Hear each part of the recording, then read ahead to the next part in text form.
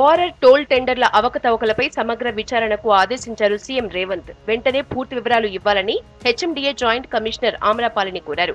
సచివాలయంలో HMDA municipal శాఖ అధికారులతో రివ్యూ మీటింగ్ నిర్వహించారు. సిబిఐ లేదా అదే స్థాయి మరో దర్యాప్తు సంస్థకు ఇవ్వాలని నిర్ణయించారు. బాధ్యులైన వారిపై క్రిమినల్ కేసులు పెట్టాలని ఆదేశించారు సీఎం రేవంత్.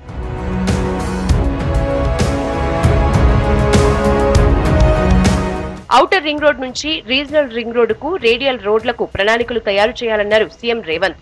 మాస్టర్ ప్లాన్ 2050కి అనుగుణంగా విజన్ డాక్యుమెంట్ రూపొందించాలని సూచించారు. రీజనల్ రింగ్ రోడ్డు లోపలి ప్రాంతాల్ని ఒకే యూనిట్గా అభివృద్ధి చేయాలన్నారు. ఓఆర్ఆర్ రీజనల్ రింగ్ రోడ్డు మధ్య ప్రాంతాల్ని హెచ్ఎండిఏ పరిధిలోకి తేవాలన్నారు సీఎం రేవంత్.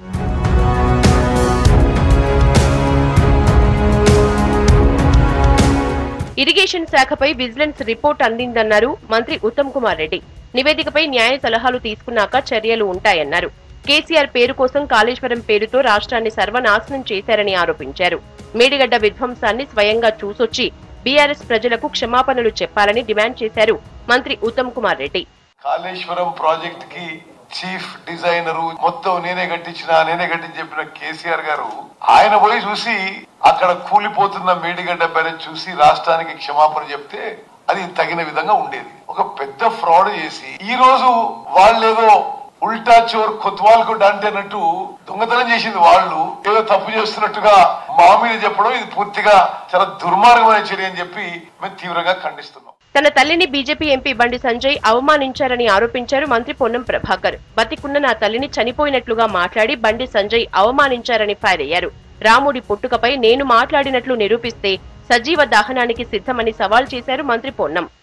చౌరస్తాలో నా తల్లి ఆత్మక్షోభిస్తానని మాట్లాడతావా?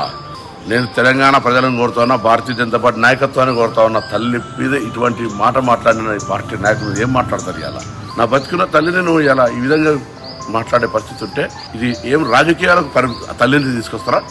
నేను ఇయ్యాల చెప్తున్నా, మళ్ళా రాముని జన్మ గురించి మాట్లాడుంటే నేను సజీవ దహనానికి సిద్ధం. రాముని ఆరాధిస్తున్న వ్యక్తి చెప్పి రాముని రాజకీయాలకు తెస్తావు.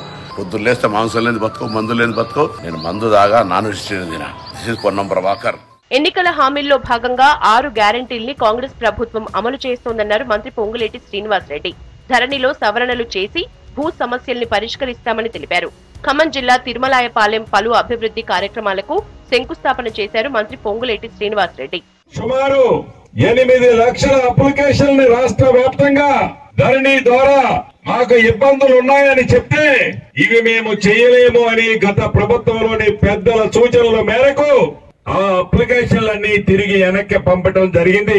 ముఖ్యమంత్రి గారు, నేను మిగతా అధికారులు కూర్చొని రాబోయే 10-15 రోజుల లోపటే వాటిని పరిష్కరించే మార్గాన్ని మనం కనుక్కోబోతున్నాం.